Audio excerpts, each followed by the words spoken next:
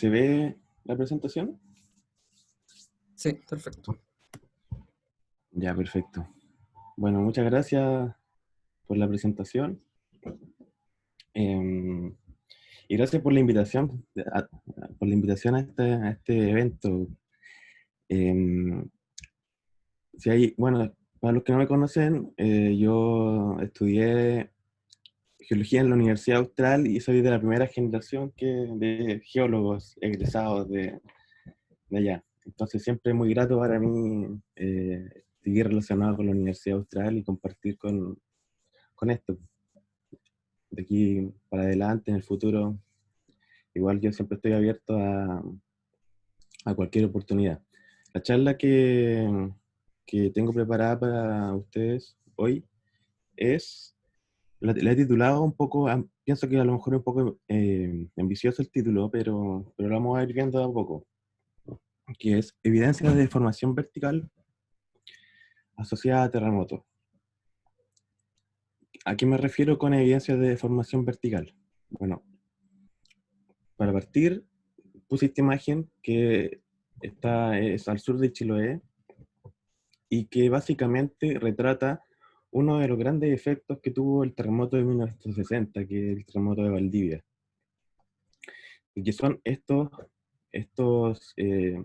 árboles que formaban parte de un bosque como el que vemos en el fondo, pero que luego del terremoto de 1960, por el hundimiento del terreno, quedaron bajo el nivel de las mareas, por lo tanto el agua salada los terminó matando y quedaron en esta posición y murieron. Y los lugares donde encontramos este tipo de tronco, cosa que entre paréntesis en Valdivia también es posible encontrar, se les denomina ghost forest en inglés o bosque fantasma. Esa es una de las tantas evidencias de formación vertical a las que quiero referir ahí y que están asociadas a terremotos de subducciones, precisamente acá en Chile. Y bueno, estas evidencias no son nada nuevo, porque ya en el siglo XIX, este personaje que es Francisco Vidal Gormaz, que es reconocido como el padre de la hidrografía en Chile, ya en una de sus visitas a Puerto Montt, una de sus visitas a una de las islas que están al frente de Puerto Montt, se daba cuenta de los efectos que había tenido uno de los terremotos que había ocurrido en ese siglo, que precisamente fue en el año 1837, un predecesor a 1960 de Valdivia, que lo vamos a tocar después, pero fíjense lo que él decía. Él decía, muchas personas nos hicieron notar que los terrenos que veíamos inundados por el mar habían sido cultivables, un pequeño error ortográfico, en años no muy remotos, encontrándose al presente inutilizados para la agricultura. Con esto se refería básicamente a que los terrenos que estaban cerca de Puerto Montt se habían hundido, porque ahora estaban inundados, pero en tiempos no muy remotos, como él se refiere, antes del terremoto que les mencioné, había sido aptos para la agricultura. Bueno, a lo mejor este personaje no es tan célebre como el que les voy a mostrar a continuación, que creo que nos suena a todos, que es Charles Darwin, que en una de sus visitas a Chile, que dejó retratado en uno de sus diarios, que si recuerdo bien el nombre, son El viaje de un naturalista alrededor del mundo, que básicamente pasó por las costas de Chile entre 1931 y 1936, si no me recuerdo bien. Como buen suertudo, le tocó justo la suerte de vivir uno de los terremotos que fue uno de los predecesores del 2010 acá en Concepción, que fue en 1835, y que, bueno, la historia cuenta que él estaba cómodamente disfrutando, sentado del paisaje de la selva valdiviana, cuando de repente se empieza a mover la tierra y él hace ahí toda una descripción de cómo vivió él este terremoto estando en Valdivia, pero el epicentro de esto fue en Concepción. Por lo tanto, él partió luego de que experimentó todo este sacudimiento de la tierra, cosa que era nueva para un inglés como él. eh, Partió hacia el norte con el capitán Fitzroy hasta llegar a Concepción, y en Concepción se percató de lo siguiente, lo dejó escrito como que el efecto más notable del terremoto, obviamente, fue la elevación permanente del suelo.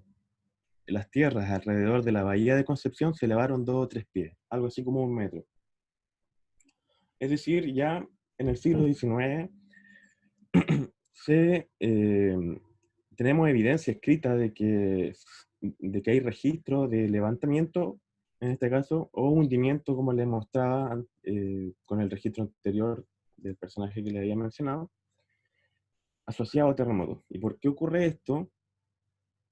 Ocurre básicamente por la dinámica terrestre que tenemos aquí en esta zona de subducción, que es la zona de subducción de Chile, y que está contextualizada dentro de lo que conocemos como el ciclo sísmico, que básicamente comprende 3 o 4 etapas que en un primer estadio tenemos, en el caso de Chile, la placa de Nazca subduciendo bajo la placa sudamericana, y lo que sucede es que al moverse esta placa en esta dirección, convergiendo con la de arriba, tenemos que existe un acople de ambas, y por lo tanto el empuje de esta hace que la de arriba se vaya deformando lentamente. ¿Y qué es lo importante que produce esta deformación? Que los terrenos que estaban cerca de la fosa se van hundiendo lentamente, y los que están un poco más lejos se van levantando por esta flexura de la placa. ¿Qué es lo que pasa cuando ocurre un terremoto? Esta tensión acumulada se libera abruptamente. Por lo tanto, ocurre el fenómeno contrario. Los terrenos que estaban elevados antes se hunden abruptamente, y los que estaban hundidos se levantan, dependiendo de qué tan cerca de la fosa estén. Ahora, lo importante de esto es que en el periodo intersísmico esta deformación es lenta, por lo tanto el hundimiento y el cambio vertical o levantamiento ocurre a lo largo de años, décadas, incluso siglos. Pero este levantamiento y hundimiento que ocurre durante un terremoto son segundos o minutos. Es algo que ocurre casi instantáneamente. Y por este mismo levantamiento que se produce cuando existe esta liberación de esta tensión, se levanta una columna de agua que sabemos que es la que se propaga después como una forma de tsunami, y que causa, ya sabemos los destrozos que causa. Bueno, esto es lo que este ciclo es lo que se conoce como ciclo sísmico, ya que luego de que ocurre el terremoto de esta etapa número 4, se retrocede a la etapa número 1 y comienza todo este ciclo nuevamente. Bien, ¿qué es lo que sabemos del ciclo sísmico acá en Chile? Y principalmente en el centro sur de Chile, que es a donde yo me quiero contextualizar en esta charla. Es que tenemos a lo largo de Chile y a lo largo del registro histórico distintos terremotos que han ocurrido. Y como el título de mi charla decía segmentos sismotectónicos, tengo que introducir a lo que nos referimos con segmentos sismotectónicos. Nos referimos básicamente a que, tomando por ejemplo como referencia el terremoto de Valdivia, que ocurrió en 1960, y que está retratado aquí con esta línea, que en el fondo representa toda la extensión del contacto entre las placas que se desplazó, que son alrededor de 1000 kilómetros, que es una brutalidad, una cosa, por algo es conocido como el terremoto más grande registrado, al menos. Bueno, este 1960 presenta algunos predecesores. Uno en 1837 en el mismo lugar, otro en 1737 que es de una longitud menor, y otro que en 1575 que básicamente se piensa que deslizó o rompió, que es la palabra comúnmente usada, el contacto entre ambas placas dentro de la misma magnitud de lo que fue en 1960. Y que lo interesante de esto es que vemos que esta ruptura se produce hasta este punto de acá. Si trazáramos una línea imaginaria, sería como hasta la altura de la provincia de Arauco. Y no rompe más allá. Aquí, en cambio, en la parte norte tenemos el 2010, que curiosamente ocurre lo contrario. Rompe esta parte de acá, pero no se propaga más abajo. Y bueno, que fueron alrededor de 500 metros, como la mitad de lo que fue 1960, y que también tienen sus respectivos predecesores. 1835, 1751 y así para atrás. Bueno, por lo tanto, a la zona que básicamente se produjo la ruptura en el terremoto de 1960, se le llama el segmento sismotectónico, perdón, de Valdivia, y a la zona norte se le llama el segmento sismotectónico del Maule, o del 27F o del 2010. Para partir en esta primera parte quiero enfocarme en lo que es el segmento sismotectónico del sur, que es el segmento de Valdivia, y nos vamos a ir desplazando de sur a norte. En primer lugar, para retratar muy bien esto, tenemos el mejor ejemplo en Chile, que es el gran terremoto de Valdivia de 1960, y que en esta imagen lo que básicamente se proyecta es eh, el cambio vertical que se produce en superficie luego de este terremoto, o durante este terremoto, en el fondo la deformación cosísmica. Y tenemos que, como les mostraba en la figura anterior, los lugares que están más cerca de la fosa, que en el fondo es donde empieza el contacto entre las placas, que sería, por ejemplo, acá la isla Mocha, se levantó 1 metro, pero los lugares que están más lejos, hacia el continente, tenemos 1 o 2 metros de subsidencia, es decir, la Tierra se hundió durante el terremoto de 1960. Y justamente cae acá dentro de lo que, donde está el sector de Valdivia. Y si tenemos 2 metros de subsidencia en el sector de Valdivia, ¿qué es lo que producimos? El gran santuario de naturaleza Carlos Admanter. O sea, hectáreas, miles de hectáreas de humedales, luego de este gran hundimiento, que nacen precisamente a raíz de un origen tectónico, abrupto, como el terremoto de Valdivia. Y bueno, lejos de toda esta teoría, tenemos evidencia fotográfica de aquello. Perdón, no sé si hay mucho ruido, justo está pasando el camión de la basura afuera.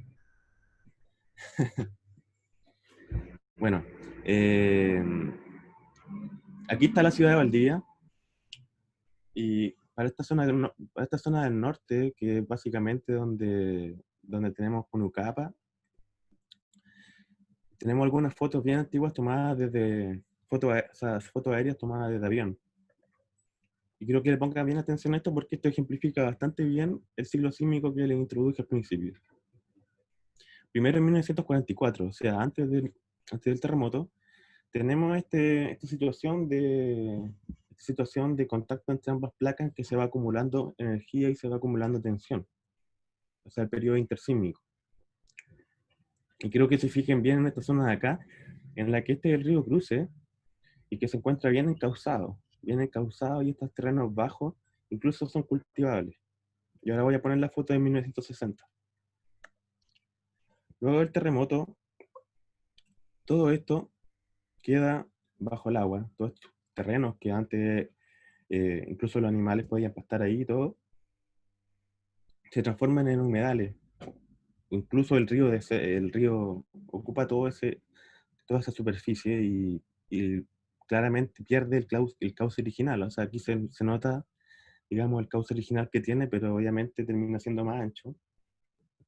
Y esto representa este hundimiento que les mostraba antes, de la acumulación de energía, suponiendo que Valdivia estuviera acá, se hunde 2 metros. Y luego las placas se vuelven a acoplar y se empieza a volver a acumular tensión, y el continente se vuelve a levantar, pero de forma mucho más lenta. Y eso se ve ejemplificado en esta foto, que ya es más reciente, hace 3 años atrás, en el que ya se ha recuperado un poco de esa superficie que quedó todo un día después de 1960. Esos son los efectos inmediatos que tiene un terremoto. Otro ejemplo de eso es un poco más arriba del río, un poco más al norte, aunque bien, de nuevo, tenemos un río Cruce bastante bien encauzado, algunos brazos por acá, y toda esta zona luego del terremoto, toda queda inundada por los 2 metros de subsidencia, que se ven claramente, y sirve para ejemplificar bien lo que les mostré anteriormente, y actualmente se ha recuperado parte de esa deformación inicial que se produjo durante el terremoto. solo un ejemplo más, que este ya es como para acercar un poco más a la ciudad y que a lo mejor muchos conocemos. Donde está, esta es la isla Teja, en la actualidad, 2017, o sea, 3 años atrás, el campus de la Universidad Austral, el famoso puente Caucao, y si retrocedemos justamente al momento en que, al que después fue el terremoto de 1960, nos encontramos con un paisaje más o menos parecido a este. O sea, bueno, no existía el puente de Caucao en ese momento, pero toda esta zona queda totalmente inundada. Algunos terrenos de la Universidad Austral también. Y bueno, parte de la ciudad también de Valdivia sufrió los efectos de este hundimiento. Y si uno recorre bien esa zona de ahí, todavía uno puede encontrar registros de aquellos efectos. Esta es una foto tomada de esa zona que está cerca del Caucao, en el que observamos este cerco, que antes era un cerco de la parcelación de ciertos sitios realizada por saber uno quién, pero que después de 1960 queda totalmente hundida. Y todavía se encuentra hundida todavía con el agua del río, pero algo de cerca algo de cerca podemos ver en la actualidad como registro. Bueno, siguiendo entonces con el cemento de Valdivia, les quiero mostrar ahora parte de lo que parte de un trabajo en el que yo participé, que básicamente se dedicó a recorrer el sur de Chiloé, que fue un viaje bien choro porque llegamos hasta Quillón y nos dedicamos a recorrer toda la costa sur de Chiloé en una lancha, durmiendo, durmiendo arriba de la lancha y compartiendo ahí. Entonces fue una experiencia bastante interesante porque no siempre el clima es bueno y la lancha se mueve bastante, pero a cambio de eso recorrimos lugares increíbles, así una selva de bosque valdiviano que todavía se mantienen prácticamente vírgenes. Y nos encontramos con escenarios bastante singulares. Aquí estoy con un colega, puedo decir, ya a esta altura de Inglaterra, y que muestra estos troncos que quedan hundidos. Y esto es efecto todavía de 1960. Esto es lo que me refería al inicio de la presentación como bosque fantasma. Son bosques como el que vemos en el fondo de atrás, pero que luego de la subsidencia ocurrida durante ese terremoto, quedaron expuestas a nivel de la marea y el agua salada obviamente termina matando a estos arbolitos y quedan muertos, pero quedan en posición todavía de vida. Una foto más de esto y que retrata bastante bien, quedan incluso ahí las raíces expuestas luego de que ocurre el alzamiento. Pero ahora que ya hablé bastante o sea, le mostré algunos ejemplos de hundimiento, quisiera pasar ahora al efecto contrario, que es el levantamiento, que tiene sus efectos bastante interesantes también. Y aquí me quiero enfocar en un terremoto que no sé si ustedes lo recordarán porque sucedió hace poco, que fue en Chiloé el año 2016, y que fue magnitud 7.6 y fue en diciembre, fue justamente en Navidad. Y que en esta imagen, básicamente lo que muestra esta superficie de acá es el área entre las placas que se deslizó, que se rompió. Y que básicamente en los sectores de más deslizamiento, que son estos rojos de acá, fue un poco más allá de 2 metros. 2 metros que puede parecer harto, que es el deslizamiento efectivo entre placas, pero que en el fondo no es mucho si comparamos que para 1960 el deslizamiento máximo frente a la costa de Valdivia fue de 40 metros. Pero sin embargo, sí produjo algunas cosas interesantes este terremoto. Primera cosa interesante es que vemos acá es que estas flechas representan las estaciones GPS que existen cerca de la zona. Y las que están hacia arriba representan alzamiento, que son las que están, por ejemplo, aquí en Isla Guafo.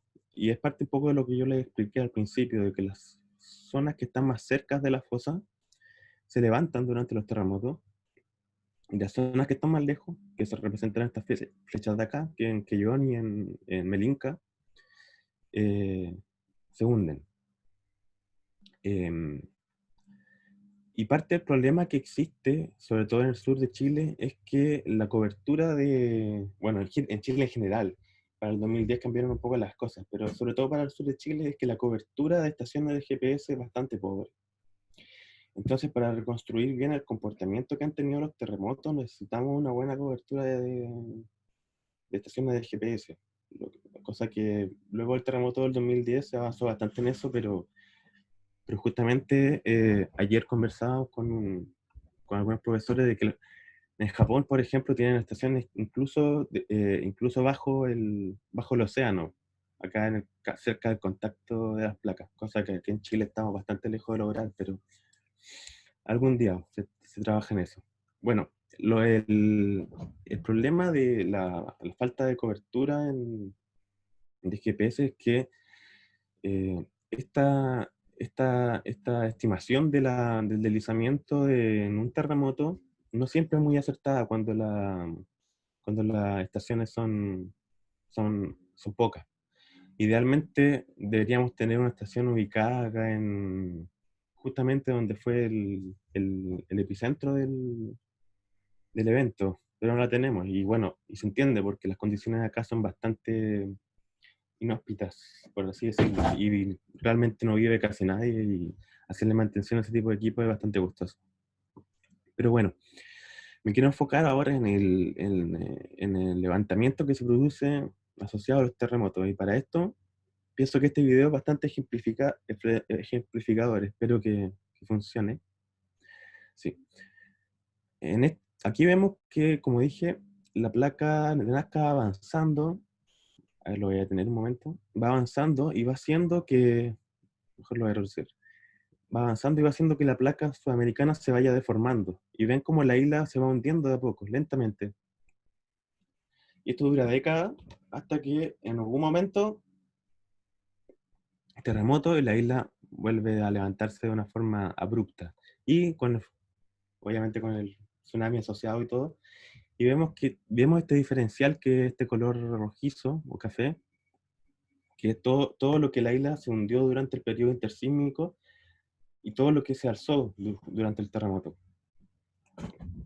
Bueno, eso es interesante porque, eh, bueno, esta imagen muestra zonas que se levantan y zonas que se hunden, pero no le ponga mucha atención a esto, porque encontramos en la isla, encontramos cosas como esta.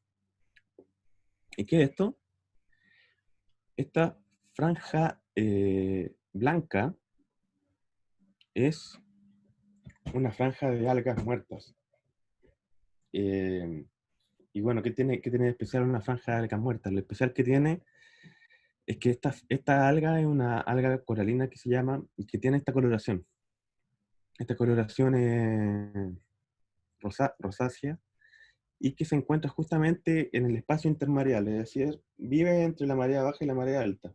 Por lo tanto, necesita agua salada para subsistir. Pero ¿qué es lo que pasa cuando hay un levantamiento?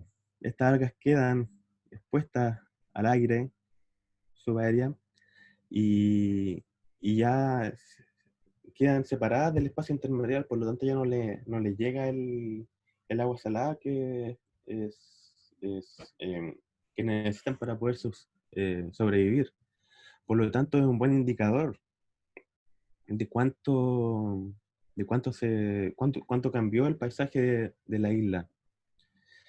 Y lo que hicimos nosotros fue, aquí pongo la imagen para que vean más o menos la similitud de la analogía entre el modelo que muestra esta franja cuando la isla se alza, con lo que encontramos dentro de Chiloé. Lo que hicimos básicamente fue medir este cinturón de alga blanqueada y hacer un poco de estadística con el fin de encontrar que el levantamiento medio de la isla, del lugar que nosotros visitamos, fue de alrededor de 25, 26 centímetros. Lo que, bueno, no es tanto comparado con la magnitud de metros que les mostré, por ejemplo, para el terremoto de Valdivia, pero considerando que la magnitud de estas son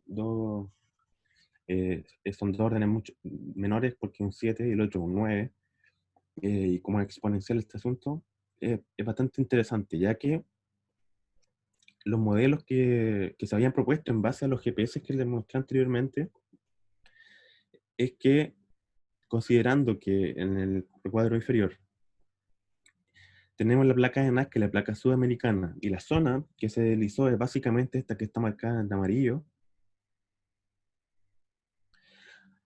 Este modelo lo que hace es estimar cuánto levantamiento y cuánta subsidencia se produce durante el terremoto. Y considerando que el cero es el contacto entre las dos placas, es decir, la fosa, avanzando hacia el continente, tenemos que el terremoto lo que produce es levantamiento cerca de la fosa y luego hundimiento cuando uno avanza hacia el continente.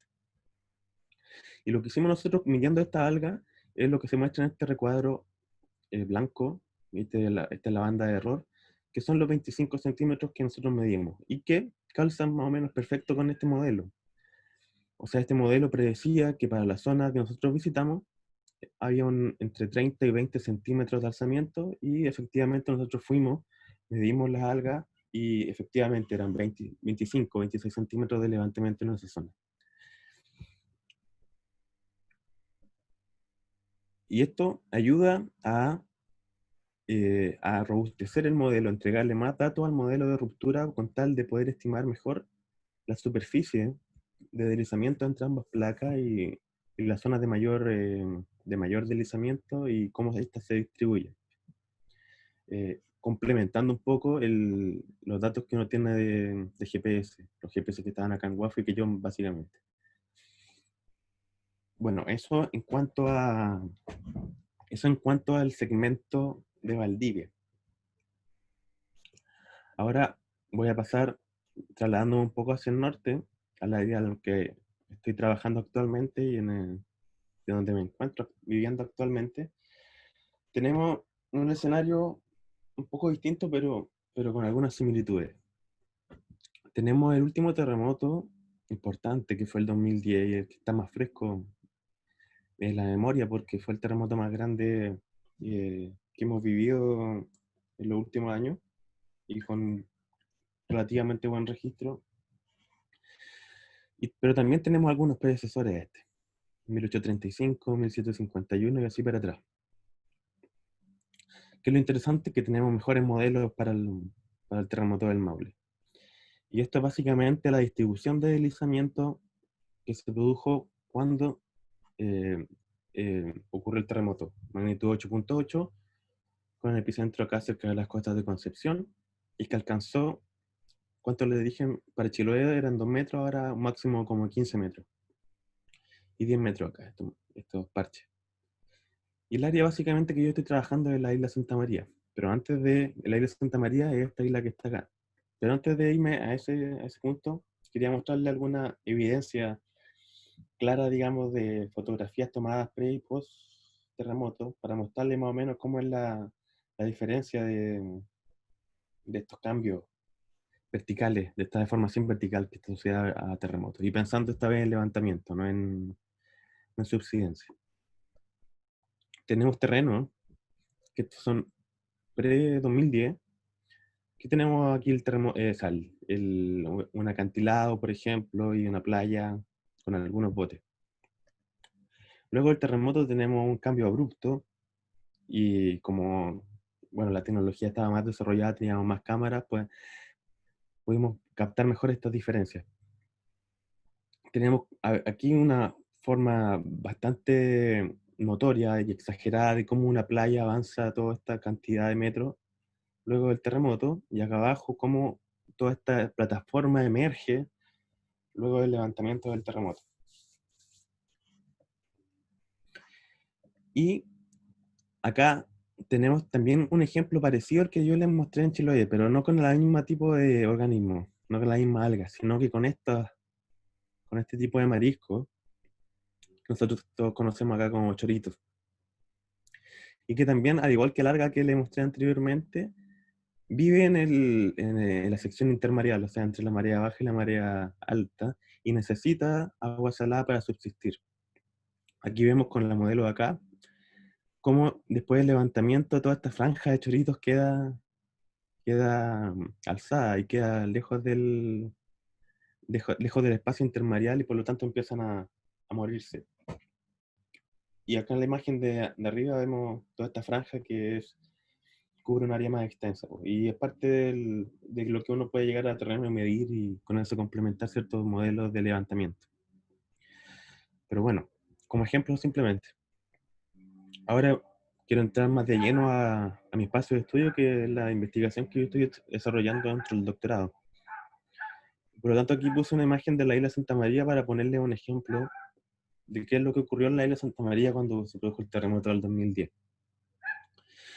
Básicamente la foto de acá abajo, tengo la foto de acá arriba que complementa un poco, pero básicamente en la foto de acá abajo tenemos un acantilado donde está rompiendo la ola, básicamente acá, cerca donde están estas bodegas.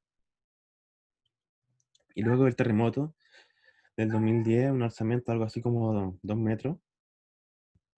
Tenemos toda una plataforma rocosa que emerge, por lo tanto la costa avanza todos estos metros, junto a algunos derrumbes que se producen obviamente por el sacudimiento.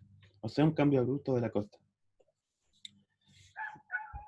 Bueno, para introducirle el área de estudio, la isla Santa María justamente se encuentra acá, frente a las costas de Concepción, y justo en un área que sufrió un desplazamiento bastante grande durante el terremoto del 2010, alrededor de 10 metros de deslizamiento horizontal, básicamente, o más que horizontal, deslizamiento entre las placas, lo que produjo un alzamiento dentro de la isla de alrededor de 2 metros. Y básicamente la isla, que tiene esta forma, entre comillas, triangular, presenta dos sectores. Uno que es este sector de amarillo más intenso, que son básicamente rocas sedimentarias y que del Pleistoceno para atrás, y que básicamente son terrenos altos, que se ven más o menos así, que son como la foto que les mostré anteriormente, que son acantilados y lugares donde existen loberías y hábitat bastante interesante para los biólogos.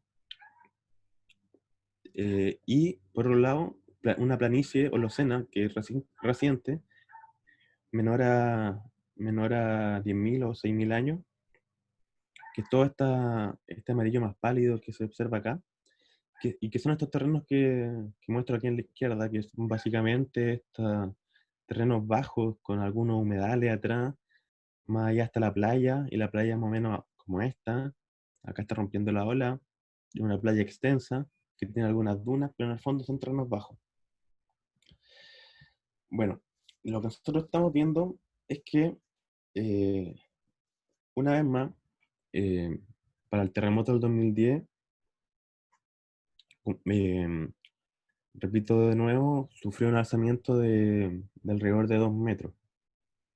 Solamente para ejemplificarlo una vez más, yo sé que uso bastante imágenes, pero a mí me ayuda a que ustedes visualicen lo que ocurre en la isla.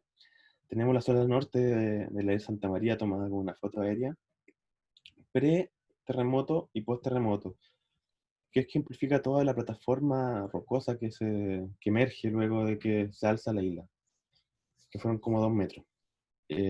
Bueno, les conté también que el segmento del Maule ha tenido algunos predecesores. Uno de ellos fue, el último de ellos en realidad, de gran magnitud también, fue el de 1835, y que fue el que Darwin presenció. Como dije, Darwin estaba acompañado del capitán Fitzroy, y los dos partieron a Concepción, e incluso fueron a la isla Santa María. Y la primera observación que hace Darwin cuando llega a la isla es que dice: el capitán encontró bancos de mejillones en putrefacción adheridos a una roca, a 10 pies sobre el nivel superior de las grandes mareas. Es decir, una imagen más o menos parecida a los choritos que yo le mostré una diapositiva atrás, ya en ese año. ¿Y qué es lo que hicieron? Algo muy interesante que hicieron es que, justo dada la casualidad de que el capitán Fitzroy tenía algunos conocimientos de hidrografía, por lo tanto, en la parte sur de la isla, en 1835, esta imagen de acá, hicieron un estudio batimétrico de la isla, que básicamente no consistía en las técnicas avanzadas que manejamos que tenemos a disposición hoy en día, sino que básicamente era bajar un peso con un cordel y medir qué tan profundo llegaba ese peso. Pero lo bueno es que hicieron un trabajo bastante detallado y referenciado a tierra y todo bastante bien hecho. Lo que aprovechó este investigador, que es Robert Wesson, fue que también existían algunas cartas náuticas ya en 1804 por los españoles y en 1886 ya por organismos chilenos.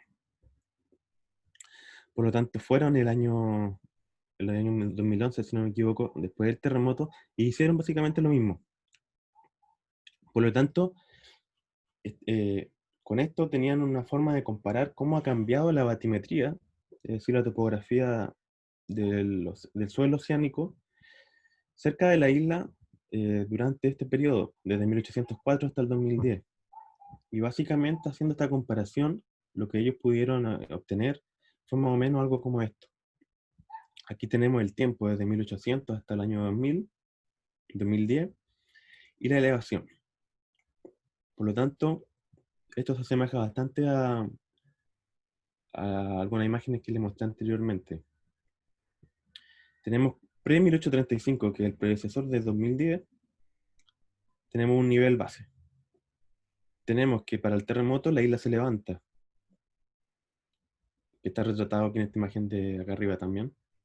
Se levanta y se mantiene en cierto nivel, obviamente contemplando estas barras de errores. Y luego, en el periodo que contempla entre 1835 y 2010, la isla empieza a hundirse lentamente, producido por el acople y este periodo intersísmico que se produce entre los dos terremotos. Se va hundiendo lentamente hasta que llega el 2010, ocurre nuevamente un terremoto y la isla vuelve a levantarse. Esto cierra un ciclo sísmico completo, un periodo entre dos terremotos. ¿Y qué es lo interesante de esto? Me olvidé aquí de marcarlo, pero es que entre 1835 y 2010 hay una diferencia. Es decir, luego de 1835 no se recupera todo lo que la isla se alzó. No se vuelve a hundir el 100%. Llega hasta acá nomás. Y acá vuelve a levantarse. Con esto, lo que esperamos es que si esto ocurre repetitivamente a lo largo del tiempo, la isla se vaya levantando de a poco. Porque siempre va a existir un diferencial que no va a ser liberado luego de un terremoto. Y es algo que incluso Darwin se lo preguntaba y lo encuentro una observación bastante alumbrada de él. Él menciona, la elevación de esta región ofrece un interés muy particular porque ha sido el teatro de un gran número de violentos terremotos. ¿Y por qué piensa esto?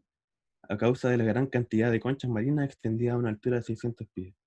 O sea, él observaba registros de que los terrenos altos de la isla o de la zona aledaña en Concepción tenían registros marinos, por lo tanto él pensaba que los terremotos podían ser la explicación de este levantamiento que se ha producido, específicamente en la isla Santa María, encontrando estos mejillones y viendo los 2 o 3 metros que se levantó la isla durante 1835, llegó a esta conclusión. Y los resultados que les mostré anteriormente respaldarían un poco esta hipótesis. Ahora, ¿qué es lo interesante de aquí donde entro yo? Es que en la isla Santa María tenemos esta planicie que yo les mencioné, que esta es la costa moderna, noreste, y no sé si se alcanzará a ver, pero junto a la costa moderna en esta planicie existen unos lineamientos que básicamente es una forma geomorfológica que corre paralela a la isla hacia atrás y que se denominan cordones litorales, que tienen más o menos esta, esta morfología que es paralela a la costa. ¿Qué es lo interesante de los cordones litorales? Bueno, primero esto es una foto ya más en perspectiva de cómo se ve más o menos. Son básicamente cuerpos sedimentarios elongados que corren en la misma dirección que la costa actual, y que en el fondo son altos topográficos, pequeños altos topográficos, pero lo interesante es que representan una antigua línea de costa. Y por lo tanto, tenemos un cordón acá ejemplificado. ¿Y qué es lo que vendría siendo este cordón? nada más que una antigua línea de costa de que el mar que está ahora actualmente acá, antes, hace miles de años, estaba pegando acá. O sea, tenemos que el avance de la isla, toda esta cantidad de metros en un periodo X de tiempo. Y eso es lo que viene representando estos cordones, distintos estadios de líneas de costa en el pasado. Y que es lo interesante, que ya en el 2006 se habían tomado ciertas edades del sedimento de estos cordones. Y en esta zona de acá precisamente tenemos 2500 años. Por lo tanto, en 2500 años hemos tenido un avance de alrededor de 1 kilómetro de costa de la isla Santa María. Es decir, cada vez tenemos más superficie de isla. Y sin irme al detalle, nosotros tenemos algunas edades complementarias que hemos tomado y ciertos resultados preliminares arrojarían que los cordones más viejos serían algo así como 4000 años de antigüedad. Por lo tanto, tenemos la historia sedimentaria de esta costa de la isla Santa María de 4000 años. ¿Qué es lo interesante de esto? Es que si nosotros, con ciertos registros que hemos tomado, que es básicamente estos GPR, sin entrar en detalle con la metodología, es básicamente una metodología que permite ver estructuras que están en el subsuelo bajo la superficie, que básicamente con ondas electromagnéticas, pero lejos del detalle técnico, marca la topografía del lugar y muestra algunas estructuras sedimentarias que uno encuentra bajo la superficie. Y aquí básicamente lo que vemos, donde tengo marcada aquí la estrellita, son estas estructuras inclinadas. Nosotros fuimos allá, luego de que tomamos estos perfiles, ¿y qué es lo que encontramos? Encontramos esta alta concentración de minerales oscuros y con esta inclinación, que es lo interesante, porque el mar se encuentra hacia la derecha. Por lo tanto, ¿qué es lo que podría ser esto? Podría ser nada más que la pendiente propia de la playa durante el momento que esto era playa, efectivamente. Que luego de que la superficie de la isla se amplió, quedó cubierta con sedimento eólico propio de la isla. Por lo tanto, la hipótesis que yo estoy manejando dentro de mi doctorado, en el trabajo que estoy haciendo, va retratada más o menos de esta forma. A ver si me sigue. Primero, tenemos estos cordones litorales que yo les digo, o los beach ridges en inglés, tapado, que básicamente es una capa eólica que tapa estas estructuras. Pero lo que vemos en terreno son básicamente estos montículos de sedimento. Y tenemos la playa actual, con una berma, que es básicamente el cambio de pendiente que uno ve en la playa, producto del régimen de la ola. Esto vendría retratando lo que es el periodo intersísmico. ¿Qué es lo que pasa cuando ocurre un terremoto? Tenemos que la isla se levanta, por lo tanto el nivel relativo del mar cae en comparación a la isla. Por lo tanto, toda esta superficie pendiente queda expuesta y tenemos esta berma que queda abandonada acá. Ya no sigue retrabajándose por la ola, sino que empieza lentamente a cubrirse de sedimento. Por lo tanto, se empieza a formar un nuevo cordón, empieza a acumularse sedimento acá, y más acá se forma una nueva playa y una nueva correspondiente berma, y en el fondo esto vendría a explicar, y la antigua playa queda acá enterrada. Entonces más o menos esto viene a explicar toda esta secuencia de pequeños cordones que nosotros vemos hacia atrás.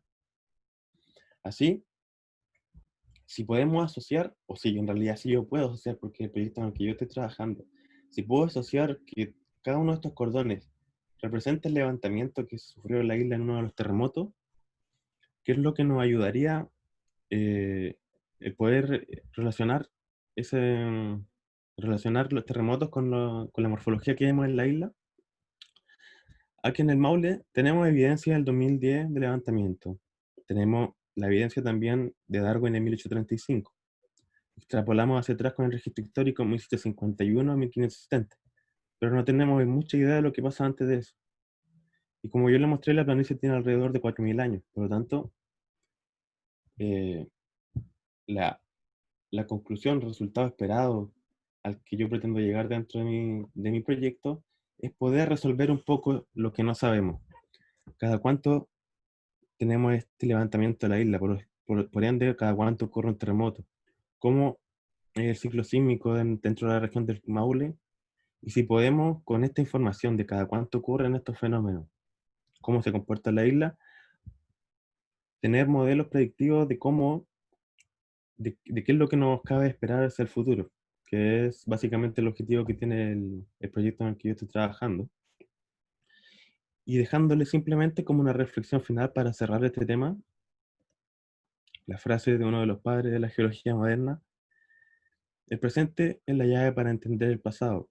Si yo particularmente en la isla puedo entender qué es lo que el 2010 le hizo a la playa o a la morfología de la isla, tengo la llave para comprender qué es cómo se ha ido desarrollando la isla a través del tiempo y cómo ha sido el ciclo sísmico dentro de la zona del Maule.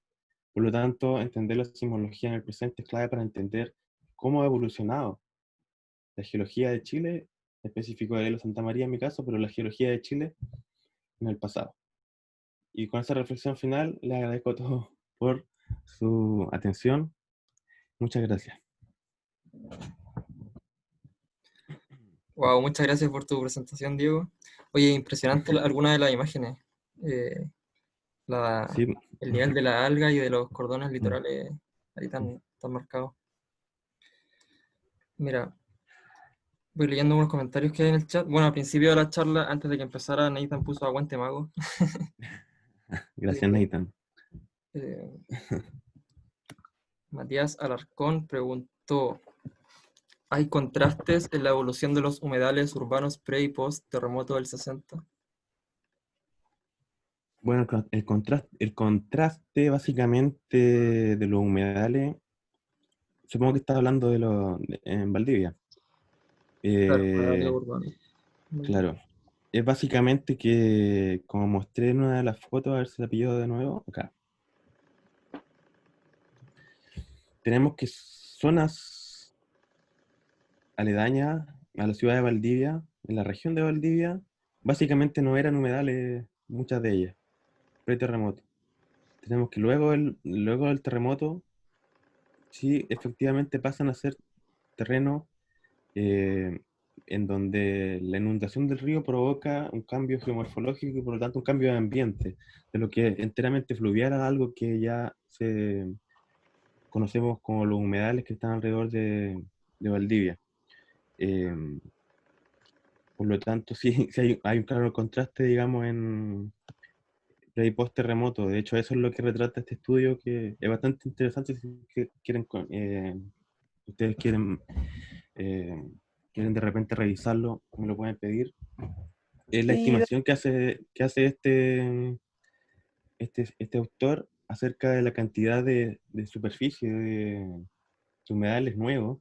Y básicamente lo que él dice es que el santuario que conocemos como Carlos Andmanter nació durante el terremoto de 1960. Eso. Muchas gracias. Oigan, ahora pueden activar sus micrófonos quienes deseen quizás plantear sus preguntas o comentarios hablando. Directamente. Ya, a ver. Mira, acá Nathan pregunta en el chat: ¿qué recurrencia está estimada actualmente para los terremotos en la zona de estudio del doctorado hasta ahora? En el Maule. A ver. eh, Voy a aprovechar de tocar los dos segmentos. Tenemos que, bueno, para partir, el registro histórico de Chile comienza más o menos en 1500, que es básicamente cuando llegan los españoles acá, el registro escrito. Por lo tanto, tenemos un registro más o menos limitado, considerando que la historia de otros países como Japón, por ejemplo, que tiene una historia mucho más larguísima, es mucho más extensa. En base a los registros que tenemos históricos y algunos estudios geológicos, para Valdivia, por ejemplo, tenemos una recurrencia de algo así, si no me equivoco, de algo así como 180 años de terremoto. Ahora bien, no todos son iguales. Por ejemplo, aquí les mostré que 1960 y 1565 son más o menos parecidos, son primos hermanos. Pero los que hay entre medio rompen segmentos que son más cortos, en el fondo son un poco más chicos. En el 2010, o sea, en el Maule parece que el asunto es un poco más complicado, porque tenemos que el 2010 fue 8.8, pero tenemos que 1835, que es un poco más extenso de lo que muestra esta imagen. Fue parecido al 2010, y el de 1751 también fue parecido. Por lo tanto, tenemos una recurrencia mayor, pero sin embargo no de la magnitud de 9 para arriba que tiene el sur. Sin embargo, tiene una recurrencia el Maule algo así como 130 años, 130 y algo, por ahí, 130 años del terremoto tipo 2010, según según el registro histórico y el poco registro geológico que espero poder ampliar con mi proyecto de doctorado. No vamos a estar vivos para el siguiente terremoto.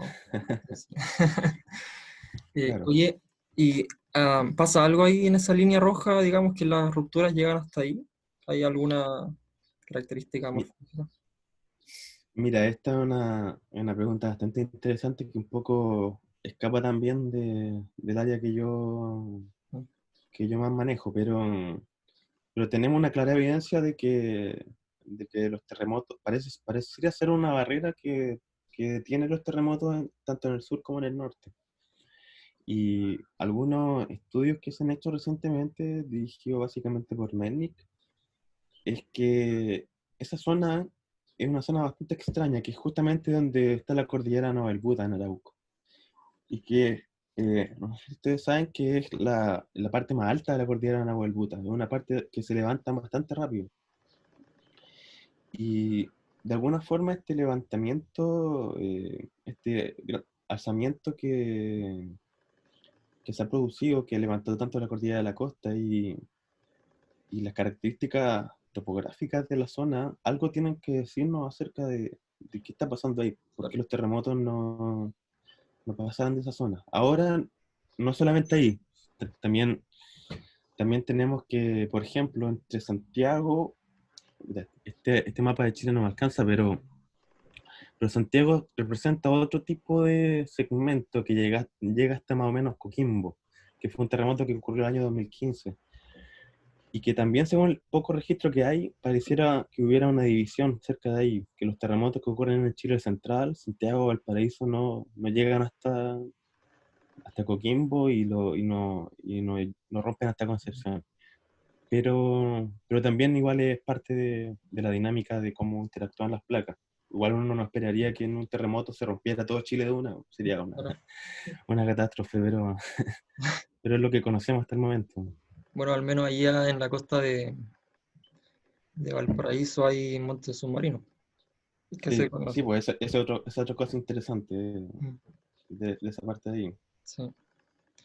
Mira acá en el chat, Antonio Calenga, alias Sousa, pregunta, según los intervalos de tiempo en el segmento de Valdivia y las evidencias mostradas, ¿se puede inferir que en cualquier momento puede ocurrir un terremoto en Valdivia, como el de 60? Perdón, ¿me repites, porfa? Según los intervalos de tiempo y ¿Sí? la evidencia mostrada, ¿se puede inferir que en cualquier momento puede ocurrir un terremoto en Valdivia como el del 60?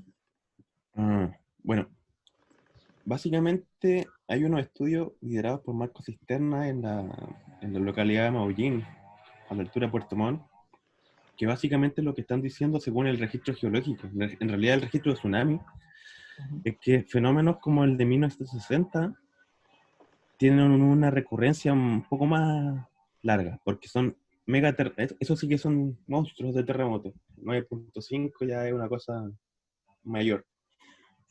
Eh, por algo decía que 1575 sería como el primo hermano de 1960, y antes de eso sería como 1300, y antes de eso como 1000, algo así como 350 años para la recurrencia de terremotos gigantes, 9.5. Pero eso no quita la posibilidad de estos terremotos que son un poco más chicos entre comillas, porque hablando con colegas extranjeros, a todos le asombraría, por ejemplo, un terremoto 8.0, cosa que en Chile es, entre comillas, bastante común, pero, pero no de la magnitud que tiene un 1960. Y no recuerdo bien el año en el que fue publicado, pero Entonces, algo así como 5 años, hay una estimación de cuánta energía se ha acumulado desde 1960 hasta ahora. Y bueno, no, sin ser alarmista, en Valdivia como que estaría la energía contenida para producir un terremoto algo de grado 8, 8.0 hasta la fecha. No, no, difícilmente más que eso. Ahora de que vaya a ocurrir es otra cosa. Lo interesante sí es que tenemos el terremoto de Chiloé, que es el primer terremoto luego de 1960, lo que marca una reactivación de toda la zona que se rompió para el terremoto de Valdivia. Entonces, bueno, la sugerencia que yo hago en general es que todos los chilenos tienen que estar preparados para cualquier momento. Es difícil predecirlo. Y estos terremotos, el del Maule, por ejemplo, ¿se han estudiado con INSAR, con imágenes satelitales? Con el movimiento de... Sí, sí. De hecho, justamente Mira, yo no conozco mucho la metodología de INSAR, pero en la isla Santa María, si no me equivoco, sí, en la isla Santa María, el 2011, o sea, para el 2010 se hizo un análisis de INSAR y se vio todo el desplazamiento que había ocurrido de la isla, cosa que ayudó más o menos a complementar los estudios de desplazamiento sísmico que habían ocurrido, porque son estos 10 metros que- de desplazamiento que ocurrieron para el año 2010. Pero más detalle que eso, no, la verdad no manejo mucho. Igual, el 2010 marca un antes y un después dentro de la historia sismológica, entre comillas, de Chile, porque antes de eso, la preparación y la cobertura de GPS y de tecnología dispuesta a analizar terremotos igual era bastante baja. Luego en el 2010 se actualizaron los protocolos, se compró un nuevo equipo y se empezó a cubrir mejor la región y se empezó a prestarle más atención. De hecho, no sé si alguno recordará el 2010 que los sistemas de emergencia funcionaron bastante, bastante mal. Y luego de eso hubo una actualización y se le ha puesto más ojo a eso. Por ejemplo, para el terremoto de Chiloé, a pesar de ser de menor magnitud, ya había a pesar de haber una baja cobertura GPS, ya había una mayor atención del mundo científico y de los protocolos de ocasión de tsunami, por ejemplo, y todas esas cosas. Bueno, ojalá se implementen más tecnología y cosas en Claro. el futuro. Bueno, no hay más preguntas en el chat, yo tampoco tengo más preguntas, así que muchas gracias, Diego. Antes de finalizar, antes de que se empiecen a salir, la Caro quería hacer un anuncio, así que adelante, Caro, puedes activar tu micrófono. Sí. Sí, no sé si me puedo escuchar bien, hay un poco de ruido atrás. Sí, se escucha bien. Ah, ya, genial. Sí, muchas gracias, Mago, tu presentación fue muy buena y qué rico tenerte aquí. Y quería decir que la próxima semana, el 2 de octubre, va a haber un conversatorio de geomujeres, de mujeres científicas el próximo viernes, y va a ser tanto de docentes como de la universidad, como de otras universidades, va a estar súper interesante, así es que desde ya los que están aquí presentes las invito, y los invito porque va a ser modalidad mixta, así es que para que estén atentos a la propaganda que voy a hacer y todos puedan participar. Gracias, Caro. Sí, estén atentos porque Excelente. hay grandes invitadas confirmadas. Ya pues, muchas gracias nuevamente, Diego. Oye, Y aprovecho de dejarle un saludo a todos aquí, pues, igual hace tiempo que no veo a bastante. Y muchas gracias por la invitación. Igual yo quedo dispuesto también en adelante si... eso, pues, Ajá, podemos me repetirlo. estoy aquí promocionando, pero sí, sí, para mostrarles los avances y todo lo que el núcleo militar ciclo, que es el proyecto en el que yo estoy, los avances que hemos tenido acerca de todas estas temáticas. Así que muchas gracias por la invitación. Un Bueno, saludo a todos. Muchas gracias, Mau. felices de tenerte de nuevo en cualquier momento. Ahí estamos hablando. Ya, Ya, muchas bueno, gracias. ya. Chao, chao a todos. Chao, chao. Gracias por Chao, gracias. Chao, gracias, chao chiquillos. Chao. Gracias, Fai.